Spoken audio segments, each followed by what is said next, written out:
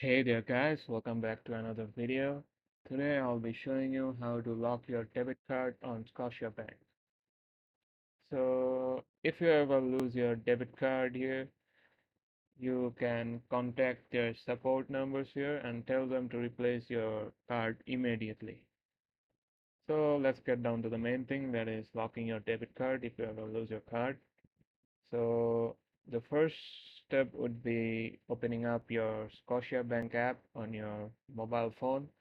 Then go to My Accounts option and then select your debit card account. After you select your debit card account, go to select Manage. After you click on Manage, you should see the lock or unlock option there. So use the toggle to lock or unlock your card. So basically we're going to lock your card, so use the lock option. And after your card is locked, you won't be able to make any new purchases or do any other things, like make any transactions basically. So once you find your card, you can unlock it again in your app. So that's it. That's how you lock your debit card on Scotiabank. So I hope this video helps you guys. Thanks for watching and take care.